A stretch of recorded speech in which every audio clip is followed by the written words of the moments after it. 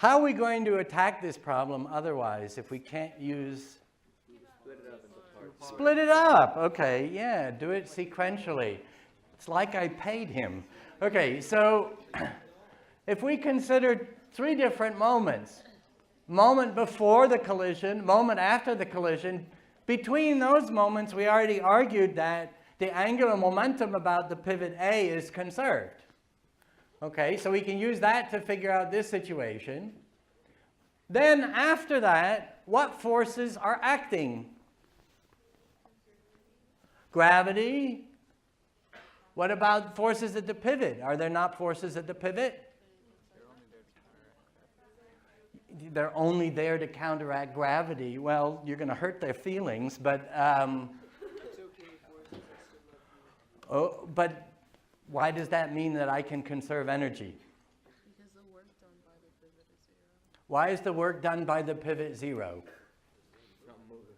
Because those forces are not being dragged through any displacement. Therefore, they do no work. So the forces on the pivot are non-trivial, but they do no work. Gravity is a conservative force. So the work that's done against gravity shows up as gravitational potential energy. So kinetic energy at the bottom is converted into gravitational potential energy here, and at this moment indicated at time 3, kinetic energy is 0. AWOL, right, okay. So now let's use this. I don't have to throw away that stuff. That describes the initial angular velocity right after the collision. I could just then say, so E2 is equal to E3. So initially I have now, we're going to do gravitational potential energy. What do you want to pick as your reference? I knew it. They want to do the bottom. Any free spirits in the audience? Top of the rod. Top of the rod. Thanks, Ian. All right, let's go for the top of the rod.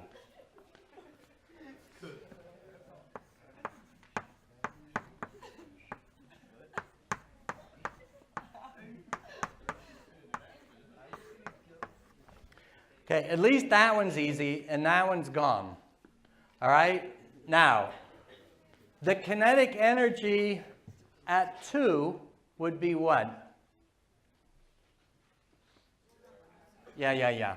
1/2 I about A times omega squared. What about the gravitational potential energy at moment 2? No, not 0. I'm using the Ian formulation. Negative mg. He is accepting your rotten tomatoes even as we speak. Okay, we're using A as our reference point. So minus little mg d, which does not stand for Miller Genuine Draft. And then minus, for the rod, where does the force act? D over 2. Okay, so that's going to be minus m over 2 g d. That must be equal to, okay, what's the potential energy at the highest point? So we have an angle here. There's that mass, and there's this one. We care about this distance, and that's going to be adjacent, so it will be, okay, so this term becomes minus mg d cosine theta, and the other term becomes minus m over 2 g d, whoops, cosine theta getting very small. Darn. Okay, so all the cosine thetas live on the right and can be grouped together. Do we have this? Yeah, we still have that. So we have 1/2. Yes? Yes, please. Why don't we consider the center of mass? In which part? In the after, because now there's a mass stuck to the end of the rod. Yes? Doesn't the mass of the rod... At moment 3? Or at moment 2? Okay. So I think we have, yeah, there it is up there. 1/3 m d squared plus m d squared. Now if I throw, yes? You missed the omega squared. Oh yeah, I certainly did, didn't I? Let's put that in since we actually know what that is. Okay, so that's m v over d 1/3 big M plus little m squared. Okay, now these I'll throw over to that side is equal to m g d plus big M over 2 g d 1 minus cosine.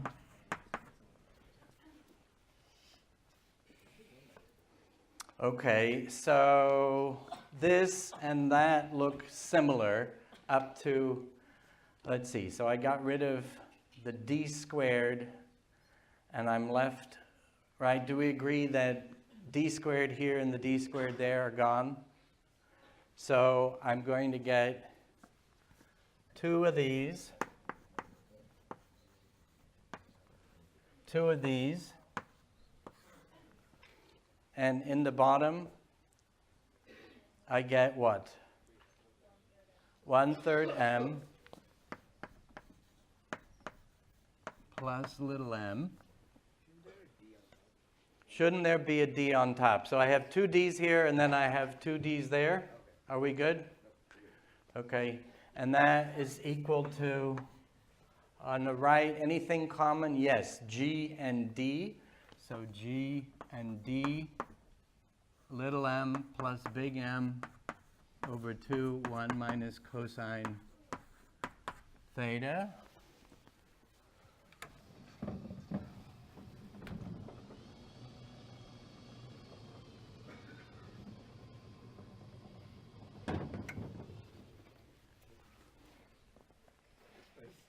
Okay, so let's see.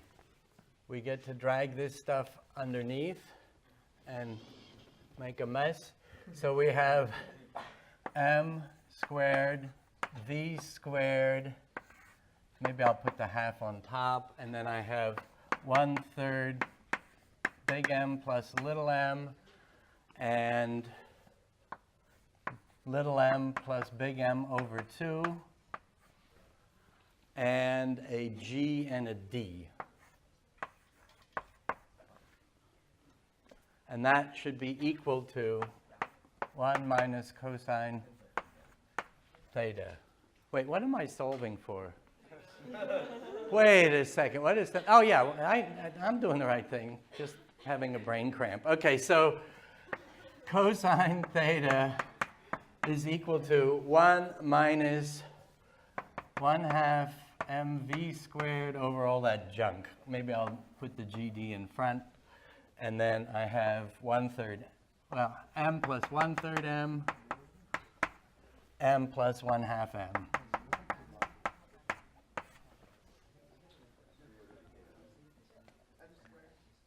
M squared, yes. Thank you. All right, let's check dimensions.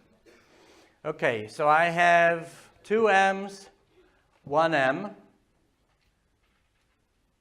2 m. So that's none. M's are out.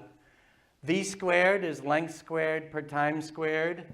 G, length per time squared times d is another length. Okay, so I think we're good on the dimensional score.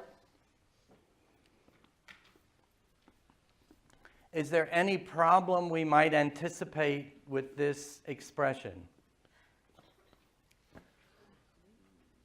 So if v is 0, does it work? Right? If v is 0, then what happened? Oh, did I drop a v naught? I did. I dropped the naught. I dropped the naught. How naughty. All right, so I'll just slide it back in. So if v naught is 0, the bullet is really making a most gentle collision, right? It's just sort of being glued onto the bottom of the rod. And so the angle should be 0. Okay, that checks. Any other issues with this expression? What's that? V naught goes to Yeah, what happens if v naught gets extraordinarily large?